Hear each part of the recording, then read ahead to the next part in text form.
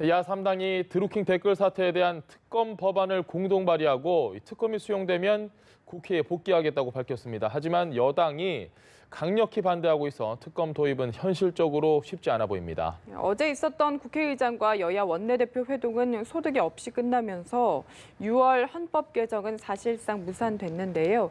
관련 내용 짚어보겠습니다. 차명진 전 자유한국당 의원, 김현 더불어민주당 대변인 나오셨습니다. 안녕하십니까? 네. 김 의원님, 지금 김경수 의원에 대한 직접적인 내용은 아니지만 보좌관 한모 씨에 대해서 금전적인 거래가 드루킹 측과 있었다. 이에 대해서 보니까 전자담배 케이스에 500만 원을 넣어서 전달했다라는 보도가 나왔습니다. 이래서 이게 일반적인 채권 채무 관계가 아니라는 그런 주장에 설득력을 좀 주는 게 아니냐라는 분석도 있는데 혹시 어떻게 생각하십니까? 글쎄요, 지금 담배 케이스, 전자담배 케이스도 금시초문인 거고요. 그것이 또 어떻게 해석되는 것도 제가 답변할 건 아닌 것 같습니다. 왜냐하면 그 보좌관이 어쨌든 뭐 돈을 빌렸다가 또는 돈을 받았다가 돌려준 사건이지 않습니까? 돌려준 거고 경찰에서 소환해서 조사를 하면 될 일이죠. 근데 이거는 저희가 저희 당 차원에서도 굉장히 이상하다라고 얘기를 했는데 그 이상한 것 중에 하나가 어저께 실마리가 하나 풀린 거 아니겠습니까? TV조선 기자가 18일 날 그 경모 씨라는 분하고 같이 합작을 해서 그 사무실에 들어가서 느릅나무 출판사 사무실. 그 공무가 집행되어야 되고 수사가 진행되는 공간에 들어갔습니다. 그래서 거기서 태블릿 PC하고 USB를 가져왔다가 또 회사에 들어가서 보고를 하니까 도로 갖다 놔라 그래가지고 갖다 놔서 21일 날 그러고 나서 경찰이 USB를 압수했다는 거 아닙니까? 그리고 그 전후로 보면 TV조선과 조선일보 일부와 나머지 또 뭐 매체에서 언론 매체에서 단독 보도 또는 특종 보도 이러면서 경쟁적으로 지금 보도를 하고 있는데 정작 당사자인 한 모 보좌관에 대해서는 소환조차 이루어지지 않고 있기 때문에 돈이 오고 간 정황에 대해서 제대로 알 수가 없는 겁니다. 누가 얘기를 어떻게 하느냐에 따라서 소설이 될지 아니면은 사실이 될지 모르기 때문에 매우 신중해야 되는데 제가 볼 때는 지금 TV조선이 탈취해간 그 증거 자료는 증거 자료로서의 효력을 이미 상실했습니다. 손을 탄 겁니다. 조작의 가능성도 있고 또 TV조선은 그것이 어떻게 진위 여부가 될지 모르기 때문에 저는 제가 봐야 될 지점은 TV조선에 대한 경찰의 압수수색이 먼저 진행이 돼야 되는 것이지 이상하지 않습니까? 국민들이 대단히 이상하게 보고 있습니다. TV조선과 자유한국당과 경찰의 그런 USB뿐만 아니라 태블릿 PC 이제 이런 것이 이전에 최순실 국정농단 사건 때 태블릿 PC를 가져오는 것하고 비슷하게 만드는데 사건은 전혀 다릅니다. 알겠습니다. 네, 지금 얘기해 주셨는데요. 그 드루킹 김동완 씨가 그 김경수 의원의 보좌관에게 500만 원을 줬는지 빌려줬는지 이거와 관련해서는 제 생각은 이래요. 일정하게 좀 어떻게 보면 드루킹이 자신의 있던 나중에 신변 보호를 위해서 좀 엮은 측면이 있는 것 같아요. 제가 볼 땐. 그런데 이제 드루킹이 그 전에 정의당 노회찬 의원에게 일정하게 돈을 줬다가 선관위에 고발된 적이 있잖아요. 그래서 그러한 것이 이제 그 둘 사이에 어떤 관계가 있지 않느냐 이런 것들을 나중에 이제 그 김경수 의원에게 이제 얘기하기 위해서 엮은 측면이 있다.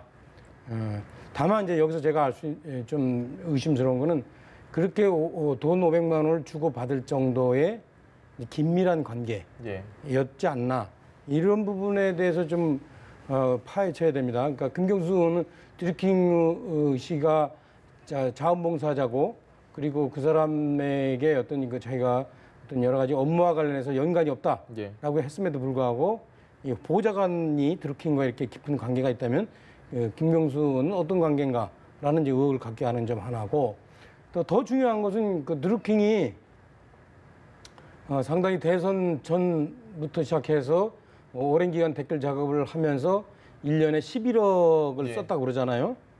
그 11억이 도대체 어디서 나온 돈이냐. 이런 부분을 밝혀내는 것이 필요하죠. 그리고 또 하나는 김경수 의원이 드루킹에게 사실상 처음에는 몰랐다고 했다가 그 드루킹과 어떤 여러 가지 그 메시지를 주고받은 예. 그리고 업무에 어떤 그 협조가 있었던 그런 부분에 대해서도 또 조사를 하고 이렇게 해야 될 것 같아요. 그래서 여지는 500만 원 이 문제는 별로 저는 그렇게 중요한 문제는 아니다. 더 깊은 관계를 예측해야 하는 어떤 단서는 될지언정 이렇습니다. 네, 알겠습니다. 지금 사실 이번 주 금요일 이제 D-3입니다. 이 큰 남북 정상회담이라는 정말 역사적인 날을 앞두고 사실 국회는 글쎄요, 준비가 된 건지 안 된 건지 계속해서 이 특검 가지고 좀 논란이 되고 있거든요. 근데 여당에서는 이건 또 대선 불복이다 이런 얘기도 나오고 있고 어떻게 보십니까? 글쎄요, 야당이 특검을 주장한 게 예. 2017년, 그러니까 지난 5월 대선 이후에 예. 총 8차례 있었습니다. 그러니까 8번이나 되나요? 7, 8월 달에 인사청문회 기간을 제외하면 예. 매달 특검을 주장합니다. 문준용 특검, 그다음에 노무현 전 대통령 특검, 예. 최순실 태블릿 PC 특검, 그다음에 국정원 특활비 특검, 예. 그다음에 올해 들어서는 임종석 비서실장의 UAE 특검, 그다음에 2월 달에는 MBC KBS 보도통제 특검, 3월 달에는 안희정 도지사 특검, 4월 달에는 급기야 김기식 및 뭐 드루킹 특검 이래가지고요. 거의 건건이 매달 특검이나 국정조사 요구하면서 국회를 박차고 나갔습니다. 예. 이번에도 실은 지난주에 홍준표 대표랑 문재인 대통령이 단독 회동을 통해서 남북 정상회담 반대하지 않겠다. 예. 그리고 잘 되길 바란다는 취지의 말씀을 하고 나온 그 다음 날 텐트를 쳤습니다. 네. 그래서 제가 볼 때는 드루킹 사건에 대해서 심각하게 생각할 수 있습니다. 왜냐하면은 자유한국당은 그동안 댓글에 의해서 정부가 유지됐기 때문에 본인들이 그렇게 했기 때문에 더불어민주당 또는 일부에서도 그럴 수 있다라고 보시는데 예. 전혀 그렇게 연관 짓는 것은 제가 볼 때는 나중에 뚜껑을 다 열어보면은 별거 아니었구나라고 예. 나올 수 있을 법한 소재인데도 불구하고 지금 그 국회 안에다가 운동장 아니라 그 국회 본청 공간 앞에 앞에, 텐트를 치고 그다음에 국회를 공전시키고 있습니다. 특검을 요구하면서 앞서 말씀드렸던 것처럼 2017년 6월부터 올해까지 해서 8차례나 걸쳐서 특검하자고 그랬고 국정조사를 핑계로 국회를 마비시켰습니다. 예. 그래서 적어도 그 국정을 2차례에 걸쳐서, 그러니까 두 정부에 걸쳐서 운영을 했던 집권 여당이었던 지금의 현재 야당이 정말 무책임하고 국민들에게 보기 민망한 행태의 그런 이제 퍼포먼스를 많이 하고 계시는데 제가 볼 때는 드루킹 사건은 경찰이 지금 조사 중이고 수사 중인 네. 사건 아니겠습니까? 경찰이 수사 중인 사건에 특검 요구하는 건 아마 그동안 특검 전례상 이례적인 사건이라고 봅니다. 없었습니다, 이런 경우는. 네. 알겠습니다. 배고파서 밥을 꼭 하루에 3끼씩 챙겨 먹잖아요. 예. 더 먹을 때도 있고. 네. 그런데 그걸 너무 많이 먹는다 그러면 안 되죠. 예. 그러니까 지금 예컨대 문준용 군에 대한 사건이라든가 노무현 전 대통령 어떤 자금 문제라든가 최순실 태블릿 PC, 국정원 특활비, KBS, MBC 어떤 그 이 인사 문제, 안희정 어떤 문제 이게 다 사실은 그 아까도 얘기했듯이 꼭 하지 않으면 안 되는 사안 아니에요? 특검이 뭡니까? 고위공직자 비리 또는 위법 혐의가 있을 때 정권의 영향을 받는 검사 내지는 경찰이 수사하면은 안 되는 문제를 독립 변호사가 하는 거 아닙니까? 이제 그런 차원에서 봤다면은 지금 거론된 문제들은 다 특검을 해야 돼요. 예. 국회에서 다수를 차지하는 여당이 그 허용을 안 해줘서 그렇지. 근데 이번에 드루킹 사건 같은 경우에는 자 예. 보세요. 그 중에서도 더 특별히 해야 될 이유가 첫째, 대선과 관련된 문제 아니에요. 그리고 여기에 현 정권의 최고 실세인 김경수 의원이 관련된 문제고, 예. 그리고 또 우리가 알 수 있지만 경찰이 지금 늑장 수사를 했단 말씀입니다. 예. 그건 다 인정합니다. 그렇다면은 이 당연히 특검 대상이 되는 거 아닙니까? 물론 이제 특검이 수사를 해서 그 결과가 아닌 걸로도 나올 수 있어요. 예. 누가 뭐 언제 결과가 벌써 뻔하다고 얘기합니까? 이러이러한 의혹들이 있으니까 특검 수사하라는 거죠. 그리고 중요한 거는 청와대가 특검 우리 받을 수 있다. 김경수 의원도 나 특검 받을 수 있다. 이렇게 얘기하지 않습니까? 이런 상황이라면 아마 제가 볼 때는 지금 당장은 안 하더라도 이거는 할 수밖에 없는 결국에는 이런 상황이 될 것으로 여겨집니다. 그러니까 현재 남북 정상회담이 일시적으로 국민의 관심을 그쪽으로 쏠리는 측면은 있으나 네. 우리가 쭉 정치사를 두고 보던데 외부의 어떤 큰 사안으로 국내의 어떤 여러 가지 문제, 국민이 못 살는 문제, 그리고 정권의 정당성에 관한 문제, 이런 문제를 덮어버리고 피해갈 수는 없어요. 분명히 청와대도 바뀌었다, 김경수 의원이 바뀌었다 하는 이유는 네. 이미 여론이 정치인에게 있어서는 거의 그 삼시세끼와 같은 여론이 이거 불리하다라는 걸 느꼈기 때문에 바뀌었다고 하는 거 아닙니까? 그러니까 민주당에서 이상하게 청와대하고 김경수 의원은 받고 민주당은 호위무사처럼 막는 역할이 제가 볼 때는 조금 있으면 한계가 올 거다라고 알겠습니다. 저는 그렇게 예측합니다. 알겠습니다. 지금 국민들이 특검할 필요가 없고 검찰 수사로도 충분하다라는 여론이 압도적입니다. 예. 지금 이제 최명진 의원께서 마치 선견지명하듯이 드루킹이 예언하듯이 큰 문제가 있는 것으로 해서 특검으로 갈 수밖에 없다라고 얘기하셨는데요. 그 예언을 거꾸로 하겠습니다. 이것은요, 저희 더불어민주당에서 고발한 사건입니다. 예. 지난 1월 달에 네이버 상에서 매크로로 해서 불법적으로 댓글이 편파적으로 네. 운영되고 있다라고 해서 조사를 의뢰한 사건이고요. 그 과정에서 드루킹이라는 사람이 등장이 된 거죠.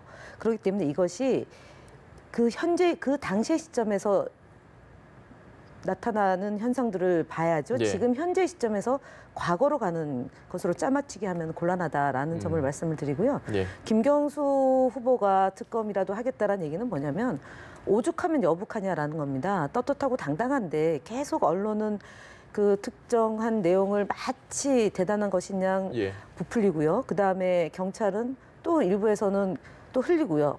아니 그 느릅나무 출판사에 그 3층에서 거주하는 사람이 들어가질 않나, 또 기자가 들어갔다 18일 날 들어갔다가 21일 날 물건을 갖다 놓으러 들어가는 이런 일이 벌어지는 것입니다. 그래서 가장 알겠습니다. 중요한 것은 지금 이 사건을 방치하거나 방조하거나 내지는 자유한국당에서 박성중 의원이 KBS 생방송 도중에 TV조선과 저희가 함께 검토하고 자료를 제공하고 있다라는 발언을 했습니다. 아주 매우 위험한 발언을 한 겁니다. 그래서 이 부분에 대해서 자유한국당은 오늘 내일 안에 분명한 입장을 내야 됩니다. 알겠습니다.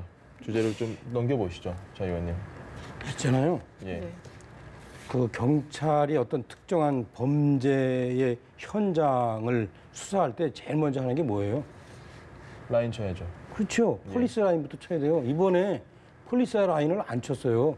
그래가지고 거기에 그 소위 말하면 느릅나무의 그 관계자로 알려진 사람이 네. 그 거기에 있는 짐을 다 빼고 오죽하면 좀도둑까지 들어갔을 정도입니까? 그러니까 이번에 제가 다른 사례 한 수십 가지 저 시간을 허용하시면 얘기하겠는데 그거는 시간이 안 되니까 네. 못했고 네, 주제 수십 정리를 가지 바랍니다. 수십 가지 경찰이 늑장 수사한 거 오히려 어떤 그 의혹을 풀기보다 의혹을 덮는 그런 흔적들이 다 있잖아요. 그동안 이제 그 지금 줄곧 주장하시는 특정 언론뿐만 아니라 다른 언론에서 다 이 문제 제기를 하고 있잖아요. 아니요, 이런 문제 제기한 상황이기 거랑 때문에 사무실에 침입한 거랑은 다르죠. 알겠습니다. 이런 네, 상황이기 좀- 때문에 네. 경찰의 수사 의지가 없어 보여요. 그렇기 네. 때문에 더더군다나 현재의 수사기관이 아닌 별도의 독립 변호사 저기 특검이 수사해야 보이잖아요. 되는 문이 걸려 있는데 문제입니다. 들어간 겁니다. 뚫고 들어간 것에 대해서 지금 차명진 알겠습니다. 의원님이 두둔하시면 안 됩니다. 그 부분도 네. 경찰이 이제 네, 네. 뭐 곧 조사를 지금 어떻게 할 그런 얘기를 예정이니까 하세요? 예, 경찰 네. 조사를 좀 저희가 지켜보시는 네, 걸로 하고. 논의가 좀 너무 뜨거워지니까 예. 이슈를 바꿔서요. 어제 정 의장과 여야 원내대표가 만났는데 소득이 없이 끝났습니다. 6월 헌법 개정 사실상 물 건너갔다 좀 이런 평가들 나오고 있는데 어떻게 평가하시는지. 자유한국당의 일관된 투쟁 방침 아닌가 싶습니다. 네. 어쨌든 개헌과 지방선거가 연계되면 본인들이 그러지 않아도 어려운데 더욱더 어려워지기 때문에 6+알파 즉 그동안 자유한국당이 배출한 도지사나 시장을 네. 사수하기 위해서 기어이 개헌과 지방선거를 동시 실시하자라는 지난 대선 후보 때의 공약을 전면으로 부정하고 기어이 정략적인 태도를 통해 가지고 논의를 무산시키고 선거법 자체도 지금 처리하지 않게 하기 위한 예. 결국은 드루킹 사건을 볼모로 해서 여기까지 온 거라고 봅니다. 저는 이 부분에 대해서 국민들은 현명하게 판단할 거라고 보고요. 드루킹 사건을 놓고도 저희 문재인 대통령에 대한 지지율이나 아니면 더불어민주당에 대한 국민들의 지지가 변함없는 것은 잘못한 것이 있다면 그것은 사법적 기준과 잣대의 평가를 받으면 되는 것이고요. 예. 그다음에 해야 될 일은 해야 되는데 지금 야당에서 하는 행태는 추경도 볼모고 선거법도 처리 안 하고 그리고 해야 될 일, 그러니까 방송법도 지금 제대로 논의가 없이 또 되는 것이고 그러니까 모든 것을 특검하고 연결시켜가지고 특검을 아니면은 일을 안 하겠다 이러면서 나오니까 지금 현재 정치인에 대해서 무노동 무임금 하는 거 아니냐, 네. 왜 월급 받냐라는 그런 질타가 높습니다. 저는 지금 이제 이 문제, 그러니까 거의 개헌과 지방선거를 동시 실시하지 않기 위해서 자유한국당이 온갖 수단 방법을 강구하지 않고 여기까지 예. 왔다라는 점을 지적합니다. 알겠습니다. 이번 헌법 개정과 관련해서는 어차피 사실은 이제 그 아주 어린 학생들까지도 이렇게 봤을 때 이 정부가 헌법 개정에 의지가 없구나. 단순히 이제 그 일정하게 좀 쇼잉하는 것 아닌가라는 생각을 가질 수밖에 없었어요. 왜냐하면 그 개헌을 한다고 하면서 개헌의 가장 커다란 요인이었던 제왕적 대통령제를 어떻게 해소할 것인가에 대한 청와대 안이 없었고요. 그리고 청와대가 사실은 그 중요한 그런 것들은 빼면서 여러 가지 국가적 직접 규제를 그 개인의 어떤 사적 소유권이나 시장 경제 질서를 위배하는 그러한 조항들을 막 넣었단 말이에요. 거의 준사회주의적 그런 헌법 조항이란 말이에요. 이런 것들이 과연 통과될 수 있을지 네. 일반 국민들도 보기에는 이건 안 되는 걸 그냥 한번 쇼잉하는 거다 이렇게 생각했던 거예요. 그리고 그것을 그 여당과도 아는 거예요. 그래서 저 정세균 국회의장이 네. 야 이거 그 개헌한다고 그러는데 좀 가능하면 국회한테 좀 맡겨라 이렇게 직접 얘기를 했잖아요. 여당 출신인데도 불구하고. 그리고 개헌의 중요한 내용인 아주 제왕적 대통령제 해소에 대한 부분이 없으면 안 되지 또 이런 말을 했단 말씀입니다. 그러니까 이거는 시작부터 이미 안 될 걸 알고 일정하게 그 지난번에 보니까 조국 수석이 그냥 거의 지상파를 거의 뿐만 아니라 여러 가지 보도 채널을 3일 동안 아니 완전히 다 장악을 해가지고 이 자기들 입장을 발표하는 그런 쇼잉에 불과했던 거죠. 알겠습니다. 저기 잠깐만 말씀드리면 그것은 국민을 모독하는 거고요. 국민주권 개헌, 그다음에 지방자치 개헌, 그러니까 기본권을 강화시키자 이렇게 지금 세 가지로 해가지고 청와대가 국민들에게 이제 설명을 했고요. 한꺼번에 하기엔 내용이 너무 많아서 3일을 나눠서 한 거지 그것이 쇼잉이다라고 얘기하는 것은 적절하지가 않다고 봅니다. 그러니까 앞서도 말씀드렸던 것처럼 국정원 댓글 공작으로 인해서 등장한 정부였고 네. 그것으로 인해서 망한 정부가 그래서 망했다라고 말씀하셨듯이 이렇게 선의로 하는 국정 운영과 그다음에 국민을 위한 개헌 논의, 그다음에 국민과 한 약속을 지키고자 하는 것을 쇼잉으로 얘기한다라면 예. 제가 볼 땐 자유한국당은 참 요원할 것 같습니다. 모든 것을 다 그렇게 본인들이 내뱉은 말, 국민에게 한 약속이 그냥 손바닥 뒤집듯이 부정해 버리겠다라는 것에 다름 아닌 표현이거든요. 네. 어떻게 그걸 믿겠습니까, 그러면? 네. 지금 국민들이 아마 이 모든 사안을 평가를 하는 건 결국 투표가 아닌가 싶습니다. 이제 6월 지방선거 한 50일 정도 남았는데 경남지사가 아주 뜨거워지는 분위기인 것 같습니다. 김태호 전 지사의 추격이 좀 되고 있는 분위기인 것 같고요. 어제 여론조사 보니까 어떻게 예상하십니까? 보통 지방선거가 대통령 선거 1년 후에 있을 경우에는 전적으로 여당에게 유리하죠. 예. 이제 국민들이 일반적으로 여당이 좀 일을 하도록 밀어주자 이런 분위기가 있고 더더군다나 이제 우리 문재인 대통령은 전 정권에 대한 기저 효과 때문에 상당히 높은 지지율을 구가하고 있지 않습니까? 예. 그 지지율에 대한 이제 여러 가지 이론도 있지만 그게 맞냐 틀리냐 일단 뭐 높은 지지율을 구가하고 있는데 그런데 최근 들어서 보면 전국이 급격하게 변하고 있는 것 같아요. 예. 제가 보기에는 이런 측면이 있습니다. 일단 문재인 대통령이 하시고자 하는 것들이 저게 너무 좀 불안하지 않느냐라는 국민들의 생각들 예. 이런 것들이 좀 점점 많아지고 있고 또 더더군다나 제가 볼 때는 문재인 대통령이 만에 하나 계속 그 높은 지지를 유지하더라도 여당이 좀 이렇게 하는 행태가 좀 마음에 들지 않다 해가지고 대통령 지지율과 여당 지지율이 이렇게 그 소위 말하는 부조화 현상 이런 현상이 일어나고 있는 것이 저는 보여집니다. 예, 그것이 아마 제가 볼 때는 앞으로 선거가 상당 부분 많이 남았어요. 이 지금의 흐름이라면은 하루가 어떤 뭐 여삼주 같은 그런 이 기간이 남았기 때문에 이 추세대로 계속 간다면은 우리가 생각할 수 없는 그런 결과가 나타날 수도 있습니다. 한 가지 참고로 말씀드리면 제가 지난번 선거에서 떨어졌는데 그때 제가 보면은 일주일 전까지 자체 조사에서 여론 조사로 보면은 한 20% 이상 앞섰어요. 그것이 이제 그 저희 내부의 어떤 예컨대 공천 파동 이로 인해서 호되게 국민들로부터 심판을 받았죠. 여당이라고 그러지 않으리라는 법은 저는 없을 것으로 예상이 됩니다. 알겠습니다. 일단은 지방선거가 도입된 이래 경남도지사를 저희 더불어민주당 간판을 달고 나가서 당선된 적이 단 한 번도 없습니다. 그만큼 지역주의 벽이 높았습니다.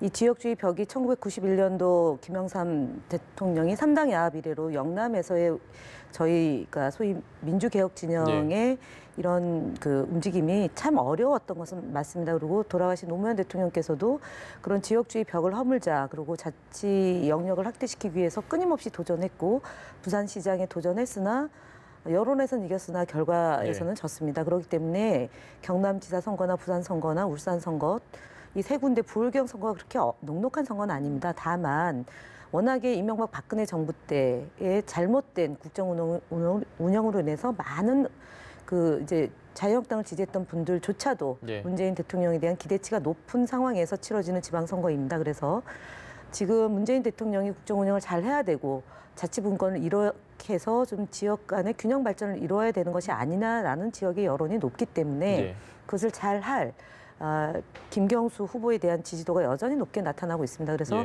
어저께 그 한 지역 방송에서 여론조사를 한 거 보면 김태호 후보와 김경수 후보의 격차가 한 13% 차이가 납니다. 그러면 실제로 이게 만약에 오늘이 투표일이다라고 얘기하면은 플러스 5에서 7% 정도 차이가 나는 거로 저희는 봅니다. 그렇기 때문에 정말 최선을 다해서 김경수 후보가 노무현 대통령을 모셨던 마지막 비서관이고요. 그리고 문재인 대통령을 근거리에서 수행실장과 대변인을 하면서 특히 경남 지역에 대한 애정이 남다르다라는 점을 강조하면서 선거운동을 한다라면 저는 좋은 결실이 있을 거라고 봅니다. 저는요. 짧게 부탁드립니다. 충청남도는 안희정 전 지사 사건 때문에 그리고 경상남도는 김경수 의원의 드루킹 사건 때문에 여당에게 상당히 그 오만에 대한 심판이 내려질 걸로 보여집니다. 알겠습니다. 차명진 전 자유한국당 의원 그리고 김현 더불어민주당 대변인이었습니다. 오늘 말씀 감사합니다. 고맙습니다.